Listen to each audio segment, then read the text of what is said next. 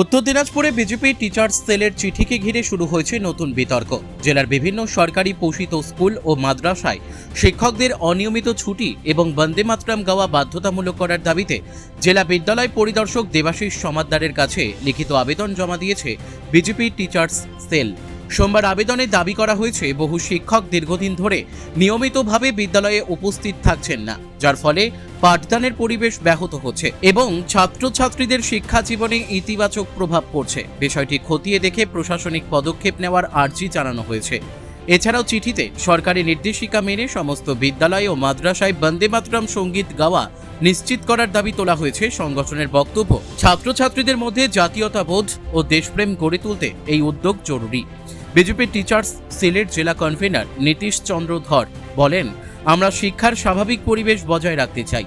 কিছু ক্ষেত্রে দীর্ঘদিন ধরে শিক্ষকরা অনিয়মিতভাবে ছুটি নিচ্ছেন বলে অভিযোগ আসছে। পাশাপাশি সরকারি নির্দেশিকা অনুযায়ী বিদ্যালয়গুলিতে বন্দে মাতরম গাওয়া নিশ্চিত হওয়া উচিত। সেই বিষয়ে ডিআই এর কাছে আবেদন জানানো হয়েছে। এই ঘটনাকে ঘিরে শিক্ষা ও রাজনৈতিক মহলে মিশ্র প্রতিক্রিয়া দেখা দিয়েছে। আপনার সংগঠনের কি দায়িত্বে আছেন? আমার নাম নীতিশ চন্দ্র ধর, আমি বিজেপি টিচার সেলের ডিস্ট্রিক্ট কনভেনার। আজকে শিক্ষা ভবনে কি কারণ? আজকে মূলত আমরা ডিআই সাহেবের কাছে এসেছি। আমরা মূলত আজকে জেলার যে প্রতিনিধিত্বমূলক স্মারকলিপি দিতে এসেছি। আমরা শুধু জেলার কয়েকজনকে নিয়ে এসেছি।